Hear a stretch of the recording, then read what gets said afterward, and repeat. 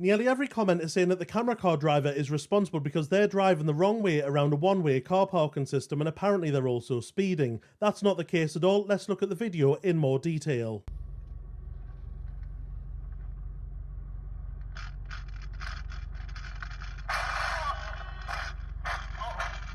So the main point here is it's not a one-way system at all, but if it was the car breaching the give way lines that would still be predominantly at fault. If they were speeding, which we don't know if they were, it wouldn't change liability unless that speed was reckless. Given how tight and small this car park is, I would imagine it would be probably impossible to get up to a reckless speed, and no, 10 to 20 miles per hour above the speed limit would not be enough to have it classed as reckless. For a speed to be determined as reckless, it needs to be high enough for you to be able to say that you couldn't possibly observe that level of speed. Clearly, that is not the case here. So car park thoroughfares are essentially a mix of major roads and minor roads. At the end of the minor roads, you'll find give way lines just like you do on junctions outside of car parks on normal roads. The roads that you join from those give way lines are classed as the major roads, and that major road has priority over the minor roads just like they do on normal roads outside of car parks. This car park is a small and tight car park, with most of the minor roads being a one-way system. And the major roads around the outside of those minor roads, such as where the camera car was travelling, are bi-directional. That means that cars can travel in both directions, and it's not a one-way road for the camera car driver. Now yes, the road markings are certainly worn away on the side that the camera car driver is travelling on, but we can see a marking inside a minor road that they've been shunted into, showing arrows going in both directions for when you've turned out of the minor road. This shows to us that you can indeed travel in both directions on the major road part of the car park, but if it had been a one-way system, the majority of liability, if not all, would still go to the car that's breaching the give way lines. A one-way system being in place would not mean that you don't have a duty of care to check that it's safe and clear to join the road that you're wanting to join by looking in both directions. On to speed now. The case of Barner versus Hughes Merchandising Corp established a precedent that speed alone does not equals negligence. You still have a duty of care to observe the position and speeds of other vehicles, not just looking at where they are on the road. You have to observe their speed and the road that they're on and assess whether it's safe to join it or not. If your defence is they were speeding, you're simply going to be asked if you knew they were speeding, why did you pull into their path?